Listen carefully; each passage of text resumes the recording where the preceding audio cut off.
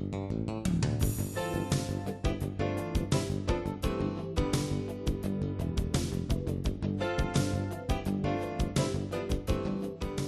was born Mike Mumford 65 years ago in Georgia. I've lived here in Ridgecrest since 1976 and educated in technical stuff, degrees in mathematics, and then worked on the Navy base for 35 years. Retired and took up blacksmithing and art. I had an opportunity to attend the John Campbell Folk School back in North Carolina about 7 or 8 years ago now. And it was an introductory course, 1 week-long kind of thing. And that's where I got hooked, so to speak. And then I've studied with a number of very noted smiths, Frank Turley in Santa Fe, people up and down the state of California, in the West Coast. And I have the opportunity to see a lot of the best work, both California, nationally, and internationally. The idea of the concept of a shadow sculpture was not new to me.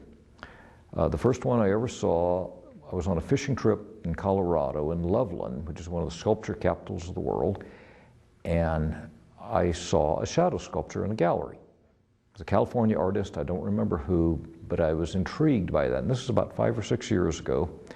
And I said, oh, that's neat. I wonder if I can do that. There are a handful of artists in the United States and around the world that make these, and they're a lot of fun. What I like to do with mine is to make ones which are, they look like something. So that when you have the piece and you just look at it with no lights on it, it's got some view to it. So we call the show In Plain Sight because it was out there right in front of you. But the shadow of the piece depicted something other than what the piece looked like. That's the idea of shadow sculpture, is the way I look at it. It looks like one thing, it casts the shadow of something else. Now, to take that a little bit further, if I've done one that I really like, usually it means I've got a nice contrast between the object and the shadow. A good example, a piece I sold several years ago called Golgotha, showed the 3 crosses on the hills of Golgotha. So very old, rugged, beat up, made in metal. Then I was able to show against that very sad idea, I was able to show the angel, the joyful heralding of the resurrection.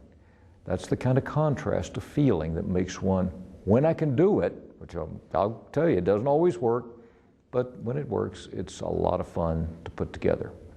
There were a couple that related to, one that related to coyotes and roadrunners. When you looked at the piece and looked at it directly, it depicted a roadrunner. And the shadow, though, was a coyote howling. There was another one that, what is particularly notable about the museum is supporting the petroglyphs and preserving a lot of the petroglyph art and promoting that to people and letting them know about it. Well, I took the idea of one of the pictographs of a goat and made it cast the shadow of a shaman, which is one of the other pictographs that you see commonly in some of the Indian petroglyph work. Sometimes ideas just leap into my mind. I had one, I remember very clearly, I woke up about 4 in the morning and said, oh, got this, I can do this. Other times it's just, well, the one for what we were just talking about, the one which is a roadrunner and cast the shadow of a coyote. I had made some roadrunners as just regular objects in the shop. And I was looking at it one day and just said, oh, guess what I can do? And it just came. Other times I sit down and I have a couple of ideas I want to work out. And I sit down with a pad of paper. I got a nice easy chair at home. I sit down with a pad of paper, throw the cat out of my lap, and I start drawing and try to combine the ideas. Sometimes it doesn't work, sometimes it does. When I get into the shop, I try to make it out of anything that I can make it out of, to work the design out. Because although I can draw it fairly well, it never works out quite the same in 3 dimensions as it does in 2. So I get out there because the angles, the visualization, I can't do it that well enough to figure it out. So I get out and start tweaking and adjusting and that kind of thing. And the individual pieces, you know, I'll use cardboard, I'll use tape. I've got examples that are masking tape and cardboard. In fact, I got 2 of them sitting at home today that are that way, that are prototypes for something.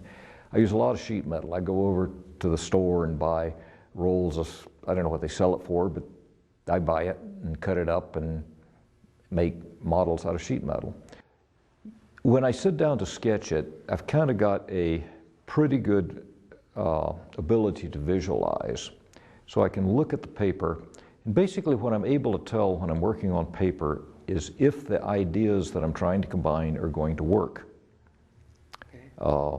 That's the value of the paper. If I can't make it work on paper, I can't make it work in 3 dimensions. So what I'm doing when I first sit down to sketch is try to draw where the light source is, where the shadow is, and what the piece might cast. And that's a good way to phrase it. It might cast. I won't know the answer until I get out into the shop and start making a prototype.